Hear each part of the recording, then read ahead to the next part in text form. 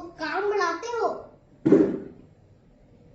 Mummy papa को तकलीफ ना होता है, पता है ना। देखे हो ऐसे बच्चे को जो तुम्हारे सामने पोटी कर दिया और तुम वो ऐसे कर रहे हो। कोई ना है, नहीं ना है कोई ऐसा बच्चा, नहीं ना है। तो क्यों किया तू भी ऐसा बच्चा है, नहीं ना। तो कौन किया है? और जो तुम कर रहे हो, मैंने कहा था ना तुमसे, कहा था ना कि नहीं करना है, तो क्यों नहीं सुधरा? क्या बार बार सिखाते जाएंगे तुम करते जाओगे? सबकी बड़े की बात मानना चाहिए, समझा? ऐसे थोड़ी ना है कि बड़े की बात नहीं माने, जो बड़े की बात नहीं माने वो मार खाएगा, समझा? तुम मुझे देखो हो कभी करते हुए? क्या की मैं की नहीं ना। तुम ध्यान दो कि जब भी टॉयलेट लगे तो टॉयलेट में करो। मम्मी को बोलो, पापा को बोलो, करो मत, तभी तो तेरा पिटाई होता है। पढ़ो, सब मुंह से आवाज जो बोलो, सब बच्चे को सिखाओ जो ऐसे नहीं कर पोटी करते हैं। तुम बड़ा होगा ना, डॉक्टर बनना है तुमको, हम जैसे बहुत बड़े हैं, तुमसे बहुत बड़े हैं, है ना। तो बड़े की बात सुनो, सीखा? बड़े की बात सुनो, तुम नहीं सुनोगे ना तो मार खाओगे, भगवान सजा देंगे, समझा? जो झूठ बोलते हैं उसको सजा देते भगवान, तू ना किया है। श्री परमात्मने नमः।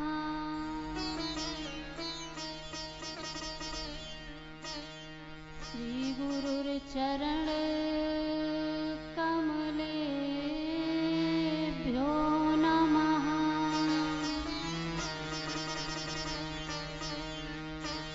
श्री राधा कृष्ण चरण कमलेभ्यो नमः।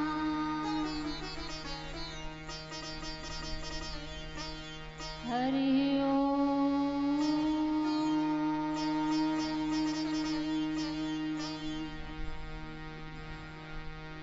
वसुदेव सुतं देवं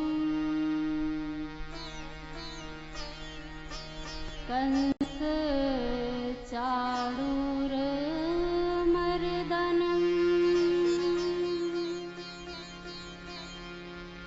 देवकी परमानन्दम्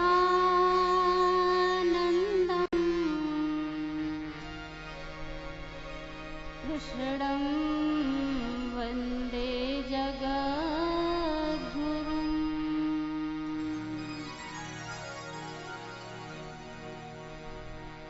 या देवी सर्वभूतेषु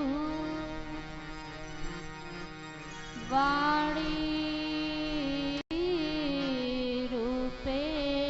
संस्थितः नमस्तस्यै नमस्तस्यै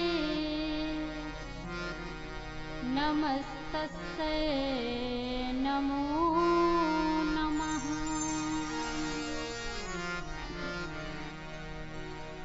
अतुलितबलधामं हेमशैलाभदेहम्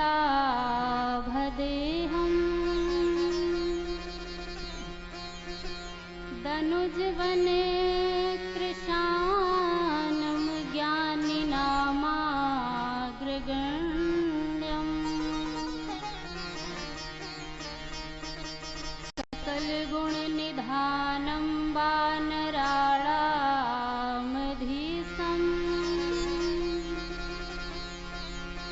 रघुपतिप्रियभक्तं वातजातं नमामि। सानंद मानंद बने बसंतम, आनंद कंदम धृत पापुरंदम, वाराणसीनाथ मनाथ नाथम, श्री विश्वनाथम शरणं प्रपद्ये। श्री राम राम रघुनंदन राम राम,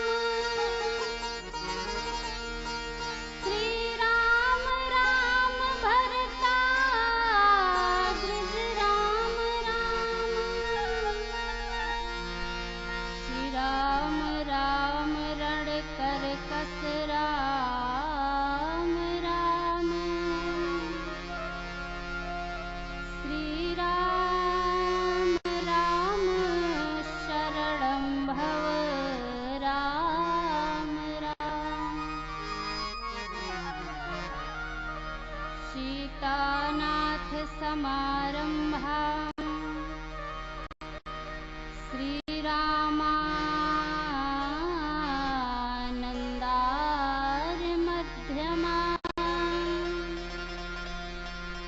अस्मदाचार्यपर्यन्तां वन्दे श्रीगुरुपरम्पराम्।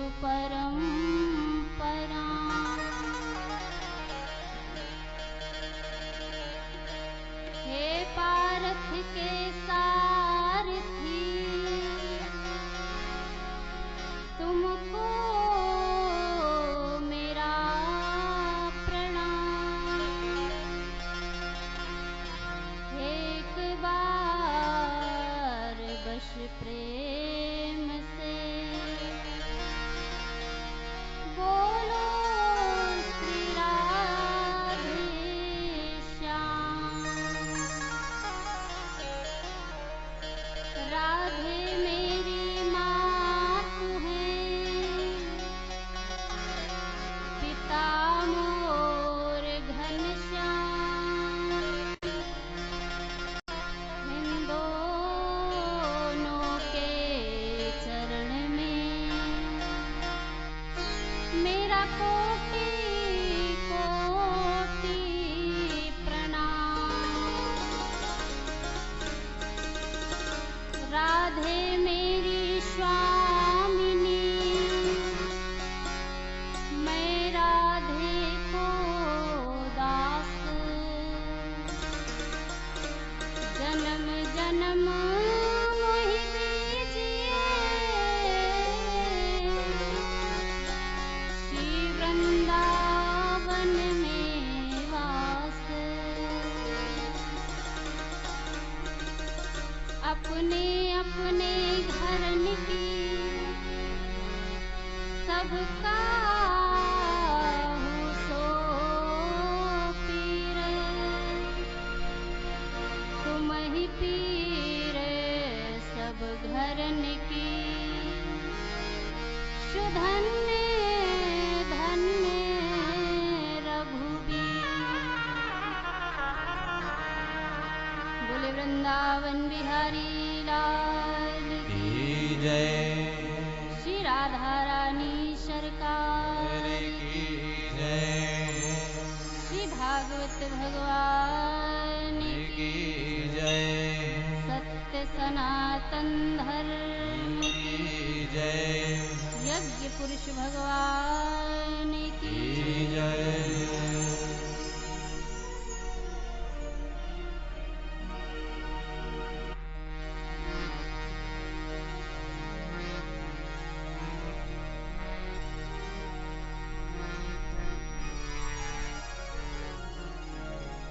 परम आराध्य,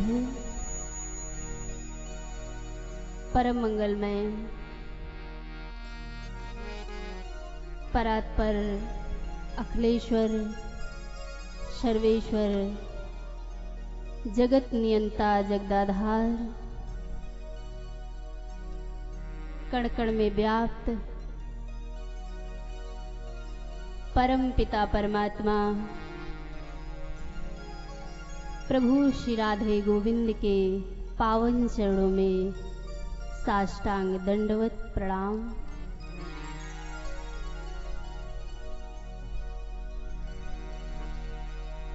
इस मानस कथा पंडाल में श्रोता के रूप में सबसे पहले आने वाले और सबसे बाद में जाने वाले अनंत बलवंत संत श्री दादा हनुमान जी महाराज के पावन चरणों में कोटि कोटि वंदन प्रणाम नमन।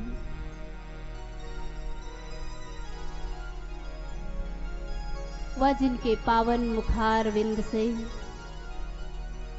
इस पावन कथा का इस धराधाम पर प्रागट्य हुआ, ऐसे परम संत संत शिरोमणि परम पूजनीय प्रातःस्मरणीय श्री वेद व्यास जी महाराज के पावन चरणों में कोटि कोटि प्रणाम नमन वंदन।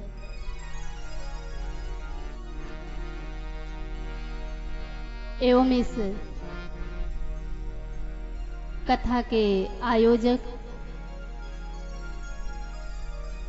परम आदरणीय सम्माननीय हमारे श्री संतोष बरनवाल जी व मुख्य यजमान के रूप में विराजमान उनकी परम पूजनीय माता जी, मंच पर हमारे साथ संगत कर रहे हमारे सभी भैया लोग, आप सबको मेरा प्रणाम वंदन नमन। हमारे बाईं ओर विराजमान मेरे परम पूजनीय प्रातःस्मरणीय पिताजी व हमारे बड़े भाई, आप श्री के चरणों में कोटि कोटि वंदन नमन प्रणाम। मानस पंडाल में उपस्थित समस्त श्रोता महानुभाव,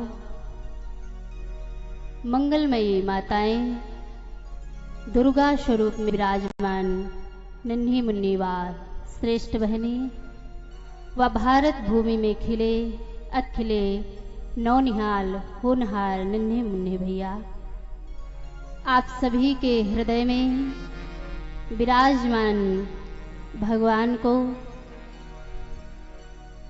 मैं सादर प्रणाम करती हूँ, वंदन करती हूँ एवं इस कथा पंडाल में हृदय से हार्दिक अभिनंदन करती हूँ, वंदन करती हूँ।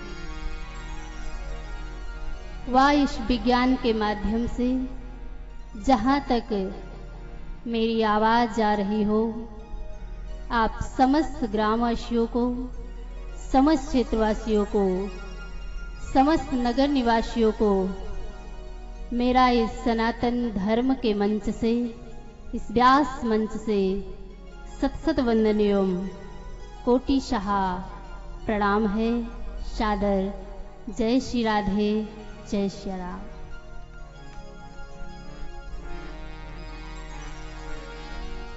आइए, आज कथा का प्रथम दिवस थोड़ा सा विलंब हो गया है, लेकिन हम सभी लोग अपने भावों को प्रभु के चरणों में समर्पित करते हुए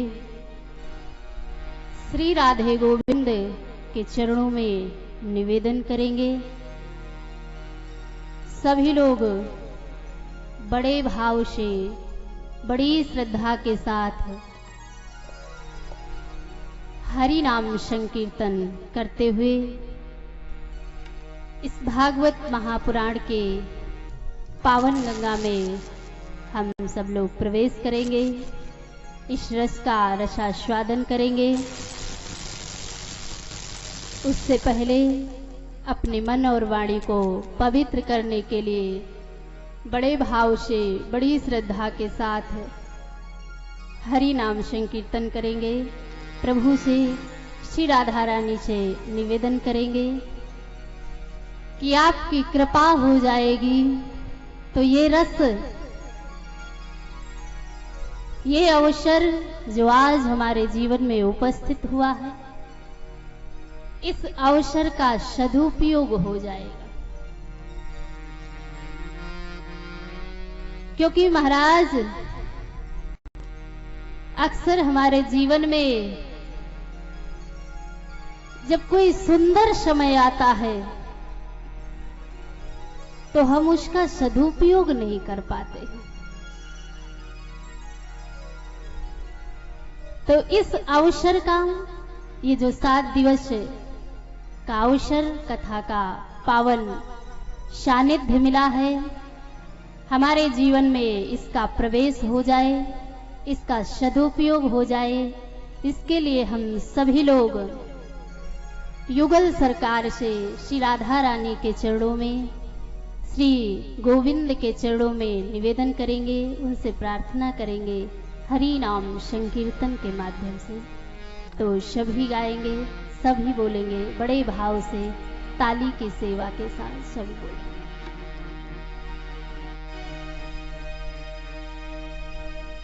हरे कृष्ण हरे कृष्ण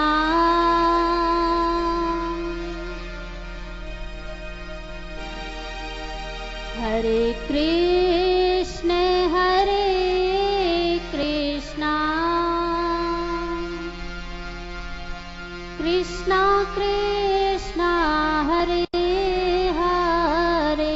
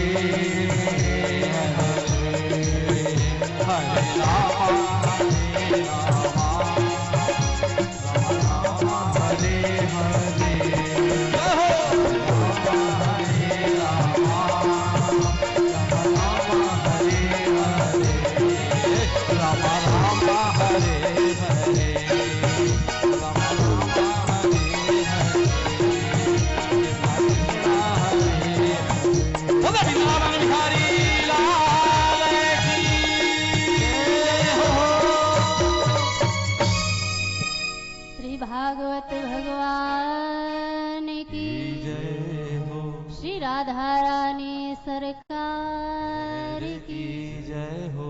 जय जय श्री राधे जय जय श्री राधे।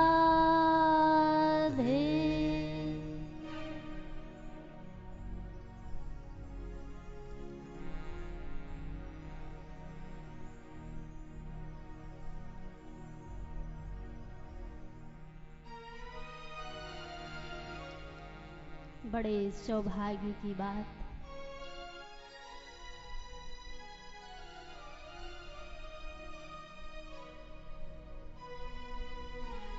आज इस भागवत कथा के माध्यम से आज हम सब एक होने जा रहे हैं 7 दिनों के लिए।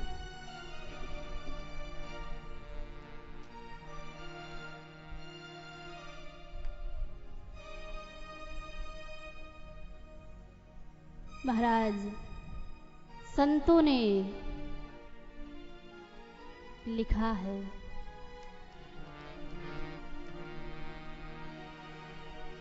कि हमारा प्रारब्ध है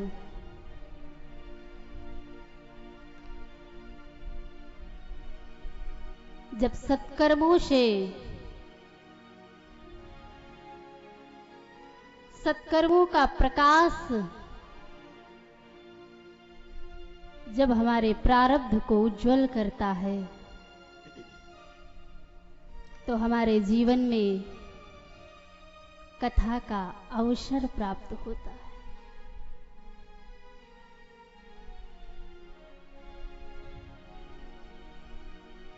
भगवान ने हमें मानव जीवन दिया।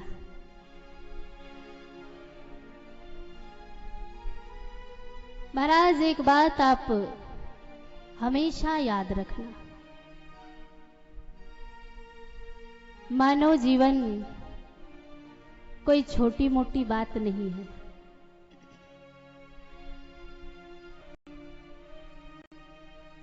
चौरासी लाख योनियां हैं, ग्रंथों में बताया गया, महापुरुषों ने ग्रंथों के माध्यम से बताया कि 84 लाख योनियां हैं और 84 लाख योनियों में सर्वश्रेष्ठ योनि मानव योनि, मानव जीवन है।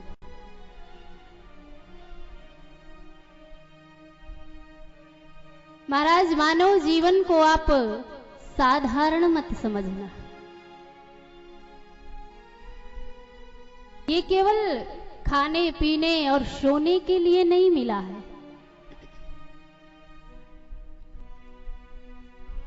कहते हैं मनुष्य जीवन पाने के लिए देवता भी लालायित रहते हैं और ये बात ग्रंथों में लिखी गई है। कहते हैं हम अपने प्रारब्ध में जब बहुत अच्छे कर्म करते हैं, सत्कर्म करते हैं, धर्म करते हैं, तो महाराज हमें मानव जीवन मिलता है। श्री रामचरितमानस में रामकथा आपने श्रवण की होगी। तो रामचरितमानस का लेखन बाबा श्री तुलसीदास जी महाराज ने किया। बाबा ने मानस में एक सुंदर चौपाई का वर्णन किया है, दर्शन कराया है महाराज कि मानव जीवन कैसा है, कितने सौभाग्य से हमें मानव जीवन मिलता है। और मानव जीवन मिलने के बाद भगवान की कथा सुनने का अवसर मिल जाए तो मुझे लगता है उससे बड़ी बात और कोई नहीं हो सकती। लेकिन आज हम इस बात को समझने का प्रयास नहीं करते हैं महाराज। श्री रामचरितमानस में गोस्वामी बाबा ने दर्शन कराया है एक अर्धाली का। और उस अर्धाली का चिंतन आप सब लोग करते होंगे। बहुत बार आपने कथाएं श्रवण की हैं, आगे करेंगे भी। महाराज बाबा ने लिखा है सुंदर कि बड़े भाग्य मानुष तन पावा, सुर दुर्लभ सदग्रंथन गावा।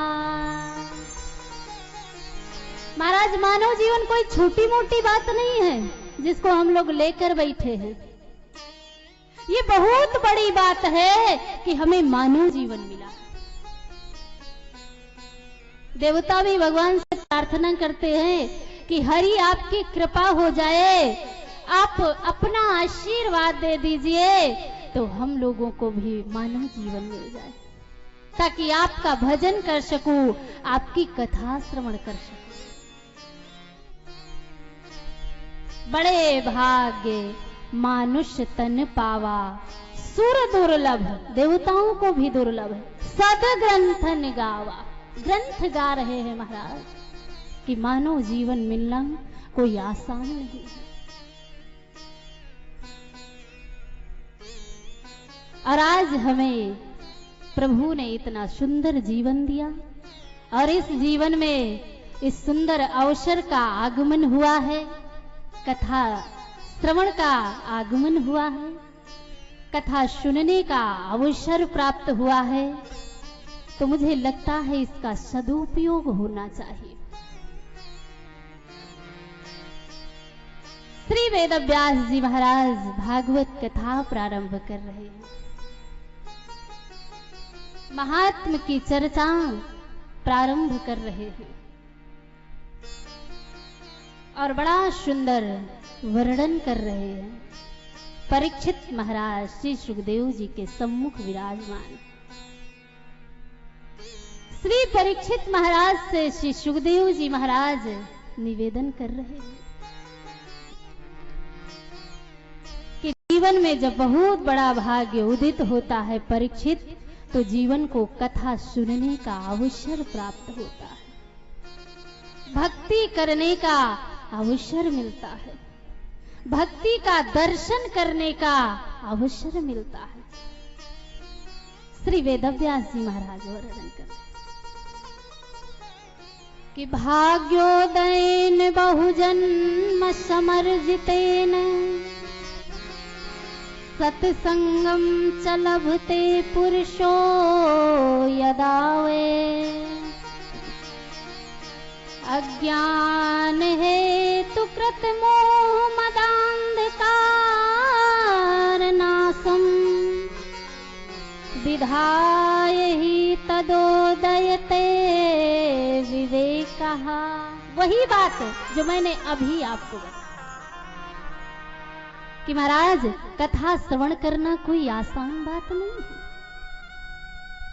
कथा श्रवण करना, लोग कहते हैं चलो ठीक है सुन लेंगे, लेकिन सुन लेंगे महाराज ये आसान नहीं है। लोग कहते हैं भक्ति करना बहुत आसान है, मैं कहती हूं भक्ति करना बहुत कठिन है। आप कहते हैं भक्ति करना आसान है, मैं कहती हूं भक्ति करना कठिन है। क्योंकि महाराज जिसके जीवन में भक्ति होती है तो भक्ति के पीछे पीछे मुक्ति भी होती है, भक्ति के पीछे पीछे मुक्ति भी चलती है। और आज देख लीजिए महाराज, पता नहीं कितने भक्त टहल रहे हैं जो अपने आप को भक्त कहते हैं, लेकिन उनको संसार की वासनाओं से मुक्ति नहीं मिल पाई है। क्यों? क्योंकि वो भक्ति जो होनी चाहिए वो अभी तक हमारे जीवन में दस्तक नहीं दे पाई है। हमारे जीवन में तो सिर्फ दिखावे भर की भक्ति है। पीला वस्त्र पहन लिया, माथा रंग लिया, बड़ा सा तिलक लगा लिया, बड़ी वाली तुलसी की कंठी पहन ली, भक्त बन गए।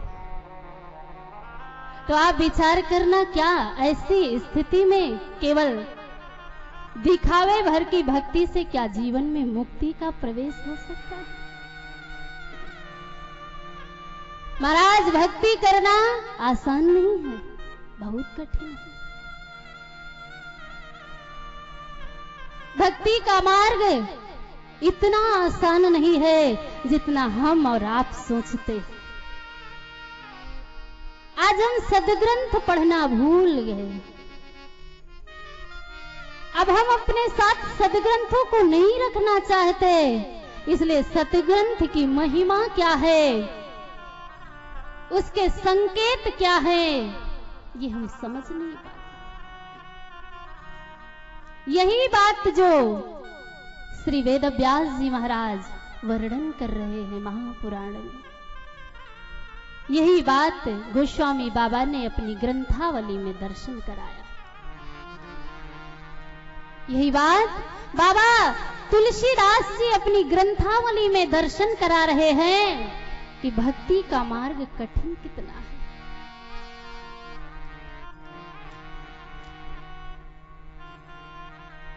बहुत सुंदर तुलसी बाबा, सब लोग पढ़ते हैं ना बाबा की ग्रंथावली।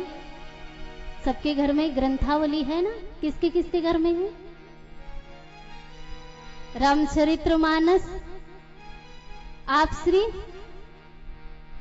सब लोग तो फिर अध्ययन करते होंगे। भागवत महापुराण सबके घर में विराजित होंगे। महाराज, अगर ग्रंथ हैं तो उनका अध्ययन भी करना होगा, उनका चिंतन भी करना होगा। केवल घर में ग्रंथ रखने से जीवन नहीं संवर जाएगा।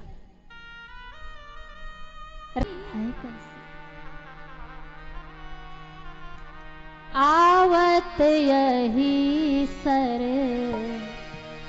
अति कठिनाई, आवत यही अति कठिनाई, राम कृपा बिन आव न जाई, राम कृपा बिन आव न जाई, आवत यही सर अति कठिनाई, आवत यही सर अति कठिनाई, राम कृपा बिन आव न जाई, राम कृपा बिन आव न जाई।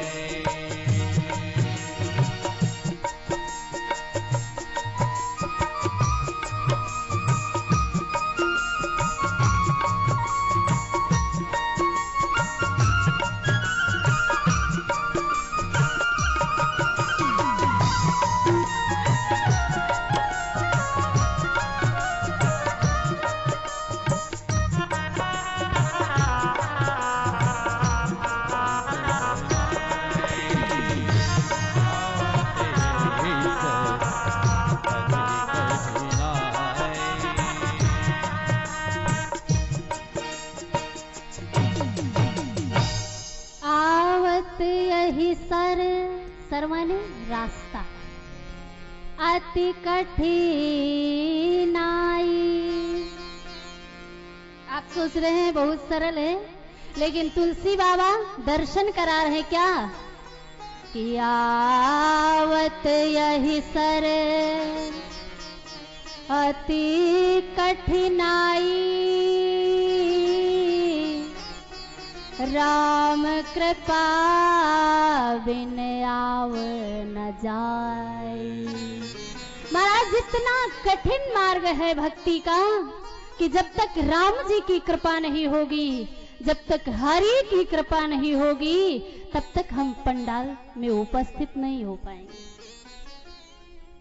तब तक हम भक्ति के मार्ग का अनुसरण नहीं कर पाएंगे। कौन सी भक्ति? वो भक्ति जिसके पीछे पीछे मुक्ति और जिसके आगे आगे भगवान चला करते, वो भक्ति। कहते हैं जब हरि की कृपा हो जाती है तो महाराज फिर सुलभ हो जाती है। क्या? भगवान की भक्ति और भगवान की कथा। और आप एक बात ध्यान रखना कि आज आप यहां पर बैठे हैं, ये आपका चुनाव नहीं है। ये आपने नहीं तय किया कि हमें कथा सुनने जाना है। ये किसका चुनाव है? तो संतों ने कहा ये मेरे राम का चुनाव है, ये मेरे कन्हैया का चुनाव है कि आप पंडाल में बैठे हैं। नहीं तो महाराज पता नहीं कितने लोग चौराहे पर बैठे हैं, कितने लोग अपने घर में बैठे हैं, कितने लोग चौराहे पर बैठकर आने वाला सीएम कौन होगा ये सुनिश्चित कर रहे हैं। तो महाराज कहते हैं जिसके ऊपर हरि की कृपा है वो पंडाल में आकर विराजमान होगा, और जिसके ऊपर हरि की कृपा नहीं होगी महाराज, अगर उसने अपने मन में विचार भी किया होगा तो कहते अगर हरि ने विचार नहीं किया तो वो पंडाल तक नहीं पहुंच पाए। ये भक्ति है कि आवत यही सर। महाराज ये मेरे कन्हैया का चुनाव है, और जब वो चुनाव करते हैं तो कहते वो श्रेष्ठ का ही चुनाव करते हैं कि मेरी कथा सुनने का अधिकारी कौन है, मेरी कथा सुनने का पात्र कौन है। महाराज ये उनका चुनाव।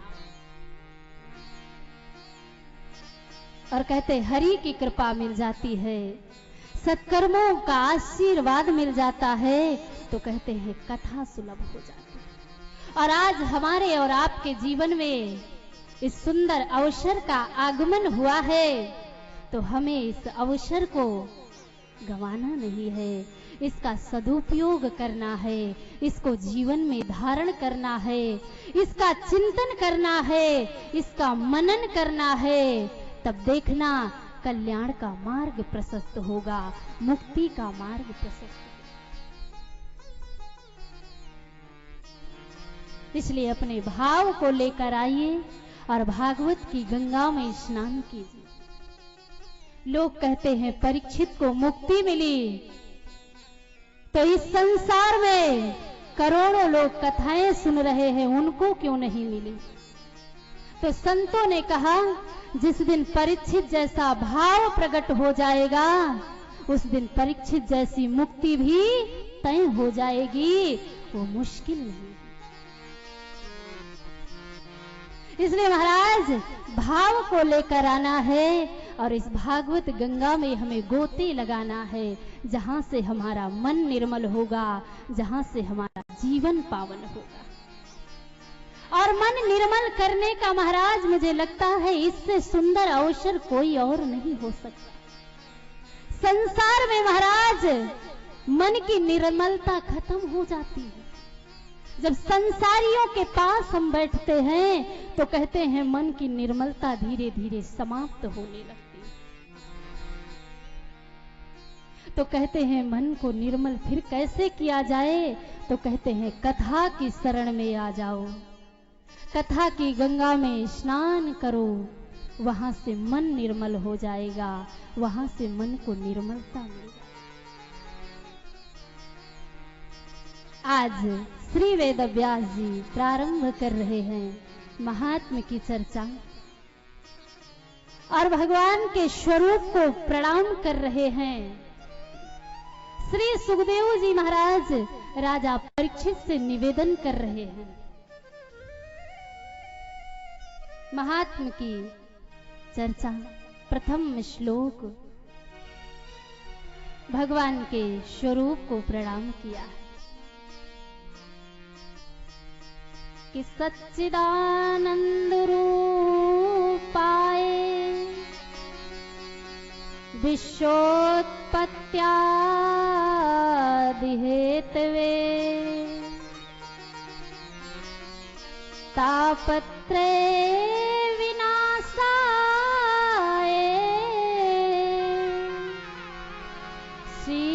कृष्णाय वयं नुमः। भगवान के स्वरूप को प्रणाम कर, भगवान को वंदन किया है, सच्चिदानंद भगवान के स्वरूप को प्रणाम कर रहे हैं। क्या है महाराज सच्चिदानंद? तो श्री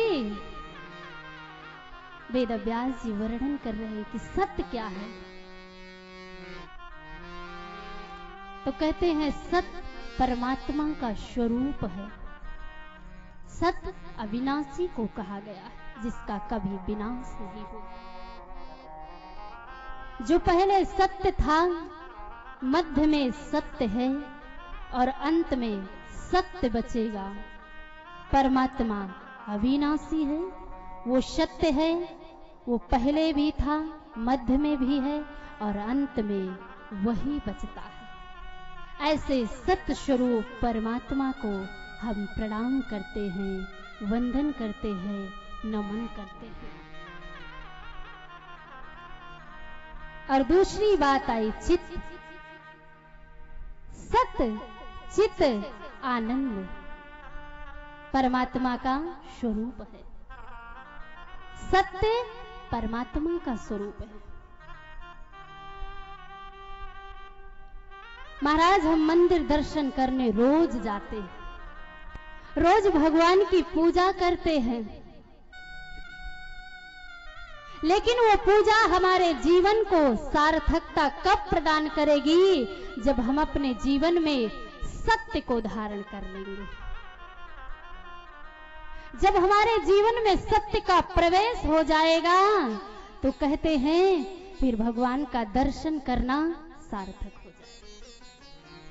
और हम भगवान का रोज दर्शन कर रहे हैं, रोज ठाकुर जी को भोग लगा रहे हैं, रोज आरती कर रहे हैं, लेकिन जीवन में सत्य को धारण नहीं किया तो कहते हैं वो पूजा फिर बेकार है।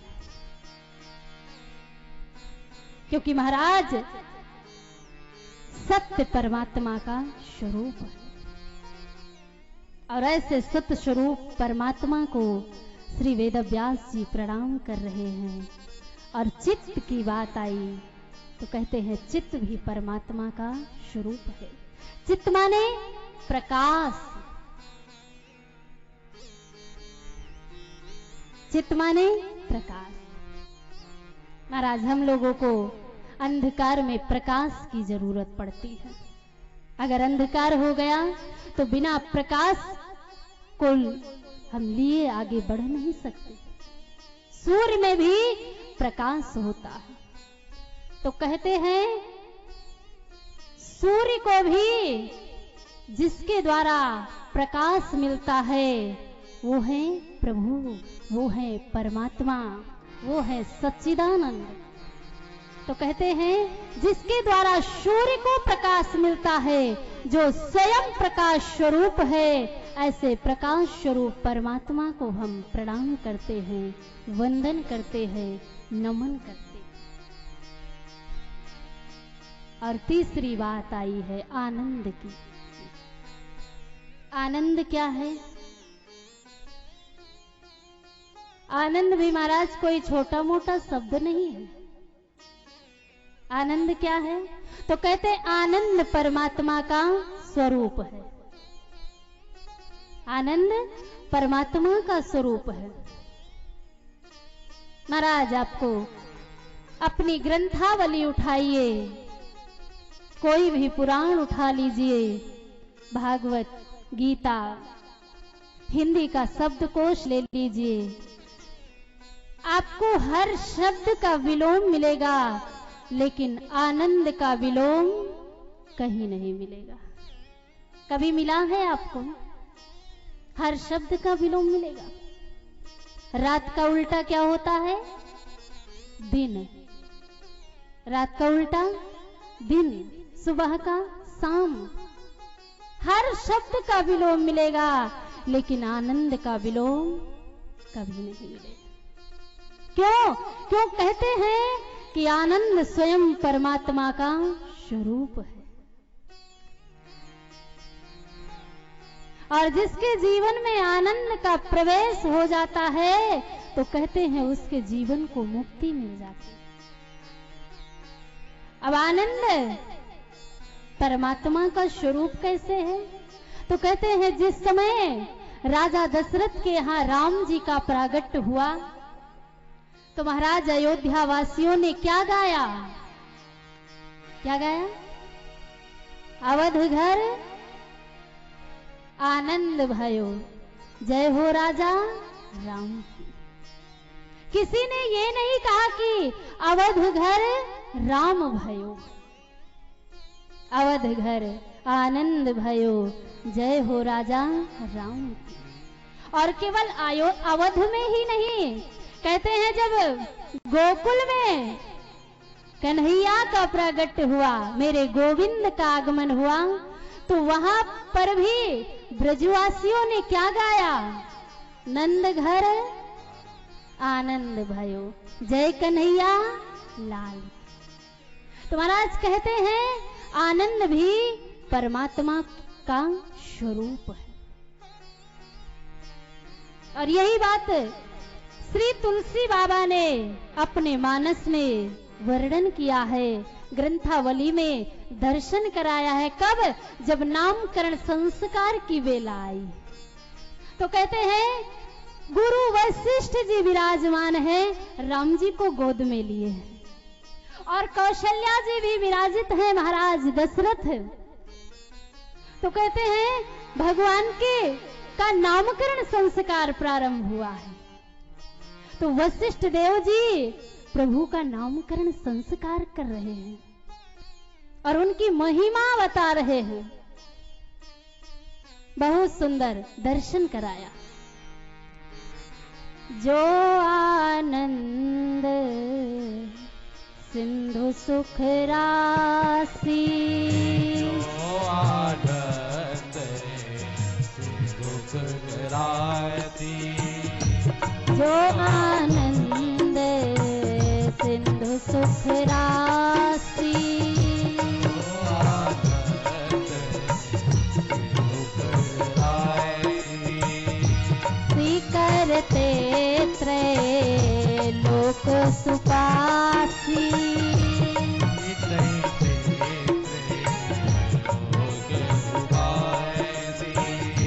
सो सुख धाम राम असनामा, ओ सुख धाम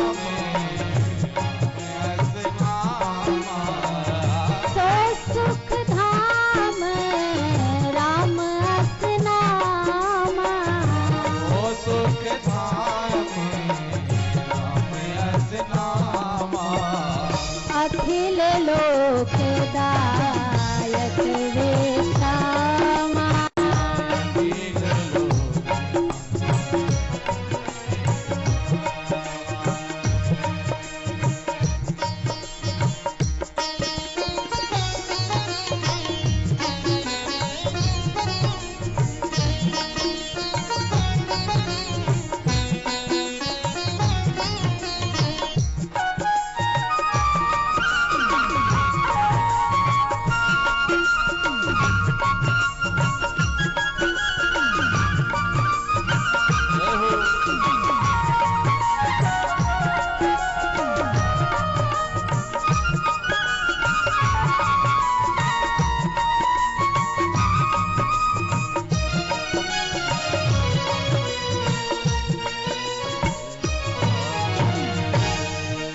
जो आनंद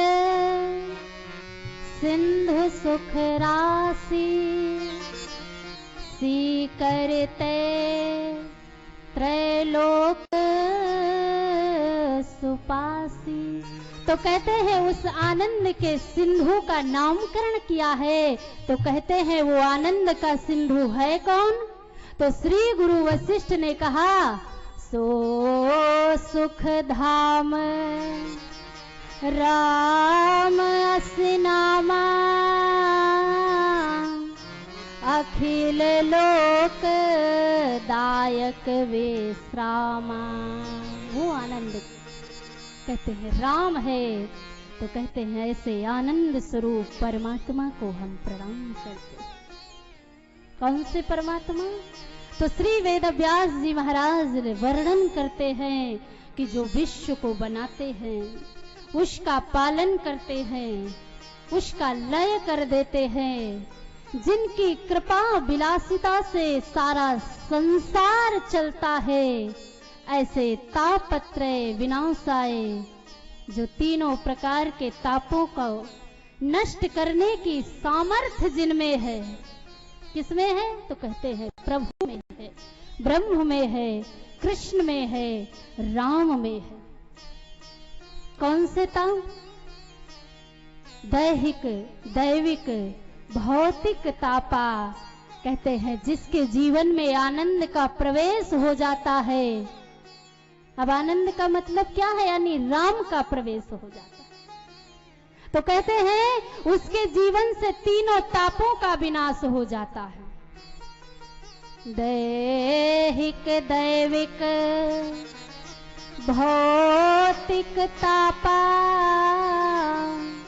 राम राज काहू नहीं व्यापा। महाराज तीन प्रकार के तापों का वर्णन किया गया और आज ये सारा संसार इन्हीं तीनों तापों से परेशान है और कोई परेशानी नहीं है। यही तीन ताप हैं जो हमारे जीवन को एकदम परेशान करके अशांति प्रदान कर दी है। वो कौन से ताप हैं? तो श्री सुखदेव जी महाराज राजा परीक्षित से निवेदन कर रहे हैं कि कोई तन दुखी, कोई मन दुखी, कोई धन बिन रहते उदास। तीन ताप बताए गए, एक तन का, दूसरा मन का और तीसरा धन का। तीसरा धन का। इन्हीं तीन चीजों से आज सारा संसार परेशान है। किसी के पास बहुत पैसा है, बहुत संपत्ति है, तो वो बेचारा तन से परेशान है। क्यों? क्योंकि तन में बहुत सारी बीमारियां हैं। तन में बहुत सारी बीमारियां हैं। महाराज एक बात मैं आपसे कहूं कि आप अपनी अर्जित की हुई संपत्ति से अपने घर में सुविधाएं तो एकत्रित कर सकते हैं। बहुत ध्यान से सुनना। अपनी कमाई हुई संपत्ति से, कमाए हुए धन से आप अपने घर में सुविधाएं एकत्रित कर सकते हैं, लेकिन सुख कभी नहीं ला सकते। क्यों? क्योंकि महाराज संतों ने कहा है सुख कोई बाजार में बिकने वाली वस्तु नहीं है। अच्छा जाइए किसी दुकान पर आप, या हमारे भैया संतोष बरनवाल जी की दुकान पर चले जाइए और उनको 1100 रुपए दीजिए या उससे भी ज्यादा दे दीजिए और उनसे कहिए कि मेरा जीवन बड़ा दुखी है, आप इतने रुपए ले लीजिए और मुझे सुख दे दीजिए। तो आप विचार करना भैया क्या कहेंगे आपको कि महाराज मेरी इस दुकान पे सारी चीजें हैं लेकिन सुख जैसी कोई चीज नहीं है, इसलिए आप अपने पैसे अपने पास रखिए और वापस जाइए, मैं असमर्थ हूं। तो महाराज संतों ने निवेदन किया कि आप अपने कमाए हुए धन से सुविधाएं तो एकत्रित कर सकते हैं,